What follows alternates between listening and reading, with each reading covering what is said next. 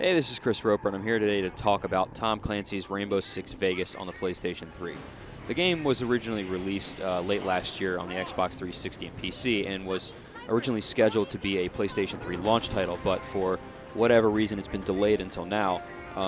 But luckily, PlayStation fans get the best value out of pretty much any of them, because all of the map packs that are now available for the Xbox 360, the red and black packs, that add 2 new modes and a whole handful of new maps, are right there on the disc on the Blu-ray, so you actually save some cash. So right out of the box, you're getting 20 some odd multiplayer maps, a good, 10 modes.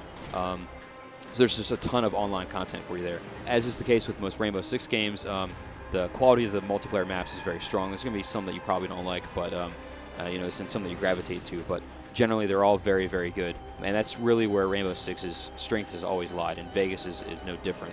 One of the things that Ubisoft did when they brought the Rainbow Six franchise to the PS3, 360, and PC was they tried to make the game much more natural.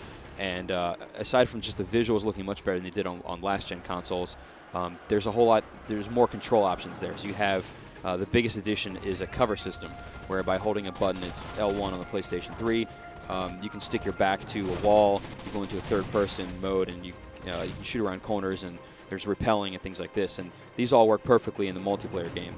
So it's more intense, it's more natural, you can get around faster, and there's more to do, more ways to do it, as opposed to your standard old school type shooter. And with the tactical edge, this actually brings a whole lot more tactics to it, because you have to take cover, figure out your best route, because now the repelling gives you more options on that. So there's a whole lot more variety there. As far as changes between the PS3 version and the other ones, there's not really a whole lot aside from those additions for the maps and whatnot. You can use the Six-axis controller to control the snake cam, which it works well, but you can turn it off and go back to the right stick. Aside from that, you're basically, the only thing that's missing are achievements and vision cam support. You can't use an iToy to map your face to a multiplayer character, which is a little disappointing, but it's not too big of a deal. On a technical front, the game runs really well. It's not at 60 frames or whatever, but it runs the same as it does in the 360. You don't really have any frame rate issues.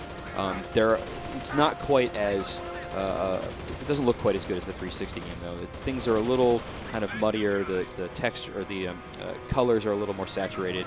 Some of the textures aren't quite as high res, and there aren't as many effects on some things. Like there's not as much bloom lighting, for instance, which some people like. But the game just overall doesn't look quite as sharp. It's still a nice looking game, but it's not really amazing by any means. So there's a couple little weird bugs, but they don't really detract from the gameplay too much. So technically it holds up pretty well, even if it doesn't look quite as good as the 360 game.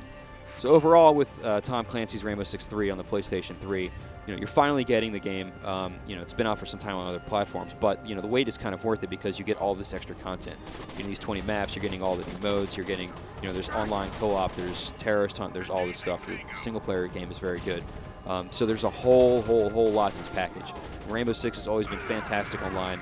Single player is good, so there's no reason why you shouldn't go pick up this game.